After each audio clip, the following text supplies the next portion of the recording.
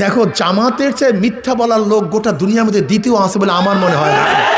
আমি আশ্চর্য হয়ে যাই যে জামাত বলছে সৎ লোকের শাসন চাই, আল্লাহর আইন চাই। আমাকে দেখান তো এইবার কোন জায়গায় আমির সাহেব আল্লাহর আইন চাই একটা বক্তৃতা করছে কিনা দেখান তো। হ্যাঁ, চিন্তা করতে পারছেন? আমাকে দেখান তো। জামাতের বন্ধুরা, দুই করে করজোরে হাত ধরে বলছি, তোমরা আমাদের উপর অপবাদ শুনছো।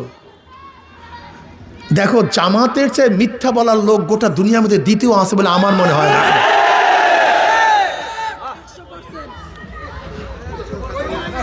বলতে পার কেন? আচ্ছা বলো তো, যখন আমরা জোটে ছিলাম, নির্বাচনের জোটে ছিলাম, এখনো সিট ভাগ হয়। যখনই নমিনেশন পেপার সাবমিট করছে, প্রত্যেক জায়গার প্রত্যেক প্রার্থী বলছে আমরা পাইছি এখানে, প্রত্যেক জায়গায়, অথচ ভাগই হয়নি, তাহলে আমরা পাইছি। ওই যে খ্রিস্টান ভদ্র মহিলা যখন জামাতের আমিরকে প্রশ্ন করছে, আপনারা যদি ঈশ্বর যদি আপনার ক্ষমতায় নেয়, আপনার কোন নীতিতে কোন আইনে দেশ চালাবেন? তখন স্পষ্ট বলছে যে আমরা শরিয়া ভিত্তিতে দেশ চালাবো না, প্রচলিত নিয়মে দেশ চালাবো। এবং ব্যাখ্যাকারী স্পষ্ট বলছে যে হ্যাঁ, আমির সাহেব বলেছেন আমরা প্রচলিত আইনে দেশ পরিচালনা করব।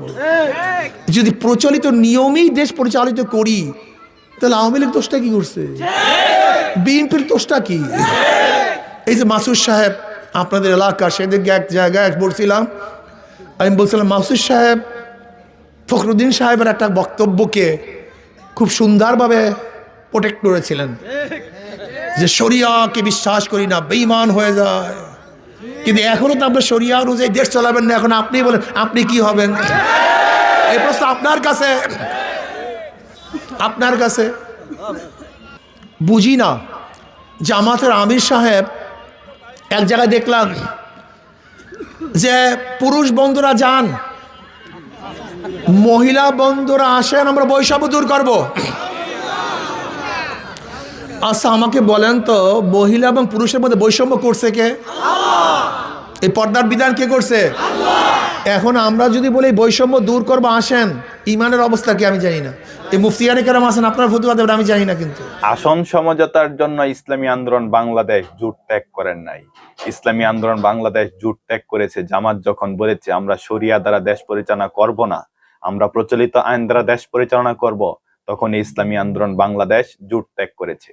কারণ ইসলামী